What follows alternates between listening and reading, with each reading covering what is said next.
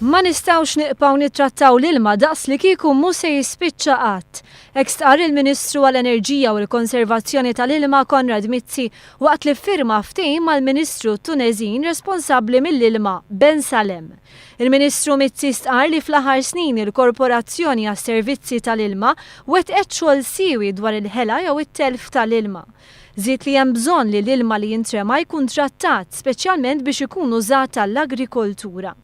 Ma' News il-Ministru Konrad Mizzi qal li wasal iż-żmien li ssir kollaborazzjoni dwar l-ilma bejn Malta, it-Tuneżija u anke l-Lvant Nofsani. Għal dawn l-aħħar 20 sena Malta żviluppat it-teknoloġiji tagħha f'dak li għandu x'jaqsam ma' reverse osmosis u issa wasal iż-żmien li dik l-expertise li għandha l-Water Services Corporation taqsmu ma' pajjiżi oħra u jkun hemm opportunitajiet kummerċjali wkoll f'dan il-qasam. Li se neżaminaw il-possibilità li dawn is-servizzi noffruhom kemm lin North Africa kif ukoll il-Middle East.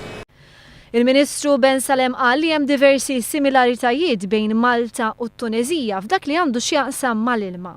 We think that both of Tunisia and Malta share the same similarities in matter of climate and the water scarcity.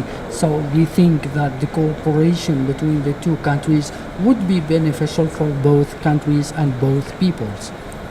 Filwaqt il-Korporazzjoni tal-Ilma Maltija għandha snin ta' esperjenza fis-settur tal-ilma, l-awtoritajiet Tuneżini huma mħarġa dwar it-trasportazzjoni tal-ilma minn postijiet fejn hemm ix-xita għal postijiet li huma aktar xotti. Għaldaqstant it-tnejn għandhom x'jitalmu minn xulxin. Din kienet l-ewwel żjara tal-Ministru Tuneżin f'pajjiżna li esprima x-xewqa li l-awtoritajiet Maltin iżuru t-Tuneżija għal aktar taħdidiet.